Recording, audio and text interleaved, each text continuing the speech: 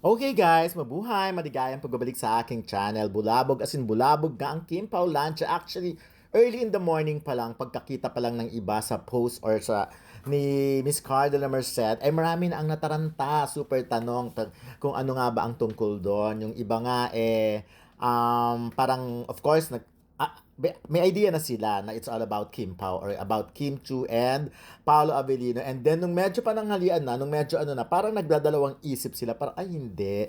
It's all about ano pala, yung mga bagong project ng ano para sa Prime. And then eventually, yun nga, parang na-disappoint na sila, ay hindi pala about Kim Pao. And then eventually, ayun na, nakita na biglang-bigla, naglabasa na mga photos, videos ng Kim Pao at yun na, inanunsyo na nga na meron silang bagong proyekto, bagong project of course, ang Kopino, obviously, di ba, sa explanation na nga, Korean and Filipino. It's a combination. And of course, na-announce na nga na mag-shoot sila, magte-tape sila sa Korea. And of course, dito na sa Pilipinas. And then, of course, may mga makakasama silang mga ibang Korean stars. So, bongga ito ha, napakalaking proyekto nito. Ito siguro yung matagal na talagang pinaplano. And anyways, palaki naman ang palaki ang Prime. Remember, ang Prime, dati kasi alam naman natin kung ano mga streaming app ang super sikat lang. Ito kasi yung Prime noon, medyo libre lang ito. Wala itong pay. Ngayon, nung nagsisimula na nagko-corporate na, nag-collaboration na,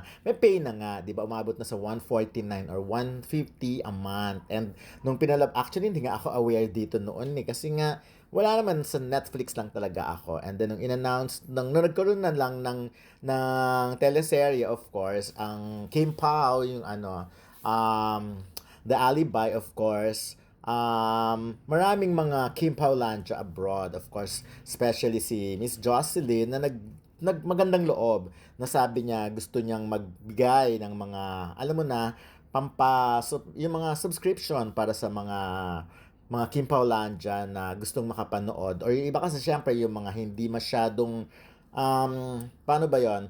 Kumbaga, walang extra money for that. So, si Miss Jocelyn, willing naman siya. And then, actually, nagbigay din siya sa mga ibang, sa ibang press para at least makatutok talaga doon dito sa Prime. And then, eventually, yan na nga, diba? Nag-number one na ang mga serye ng Kim Pao sa Prime. And then, eventually, sikat na siya ang Prime. At eto na nga, napakalalaking mga proyekto na ang pasabog ng Prime. At isa na nga itong copy, no? As in bulabog ang mga Kim Pao Lancha. Can you imagine, yung hopya lang talaga. Aminin natin, di ba, after nung etong habang The Alibi, di ba, nung pinapalabas sa Prime and then pinalabas sa mainstream, yung mga kakilala natin na Kim Pao Lancha, wala nang outlet wala na silang mahanap pa na kung anong project. So, panay ang request na siguro talagang pinagdasal nila, napakaraming nagdasal na sana ay magkaroon pa uli ng next project ang Kim Pao, sina Kim Chiu and Paolo Avellino. So, yun talaga ang prayers nila kasi naualiw nga ako yung iba kasi paulit-ulit na lang nilang pinapalabas, yung pinapanood pala, yung serye, The Alibay, tsaka yung mga dati pa.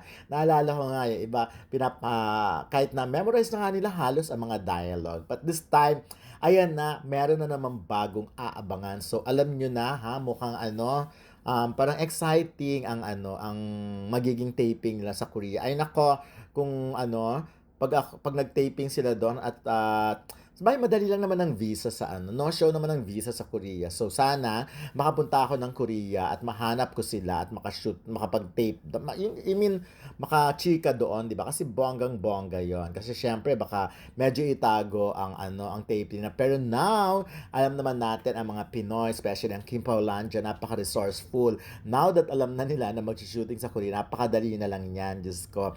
Ang dali na nilang hanapin ang mga ganap doon. So, tuloy-tuloy lang talaga ang pakilig, no? Yung walang katapusan, never ending. Ilang taon na pinapakilig ng Kim Pao, ang Kim Pao Lancha, at talagang never ending. So, hopefully, of course, nagkatotoo na naman ang dasal ng Kim Pao Lancha. Alam naman natin kung anong next na prayer sila. Ang prayer ay tungkol naman sa pelikula, of course. At syempre, ano pa bang next na pinagdadasal ng Kim Pao Lancha? Kundi ang mauwi sa altar ang dalawa at syempre magkaroon ng pamilya, magkaroon ng mga Little Kim and Little Paolo, 'di ba? Advance mag-isip, 'di ba? Rin na sabi nga, magaling naman sa dasalan talaga ang Kim Paulancia at syempre magaling mag-manifest. Aba, so far ha, puro check, check, check, check ang mga wini-wish ng Kim Pao.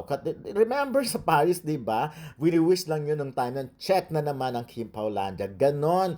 Iba talaga, no? Pagsama-samang nagdadasal. Kaya bongga talaga kayo, Kim Paulancia. Tuloy, Kim Pao, hanggang dulo. Sobra-sobrang pakilig pa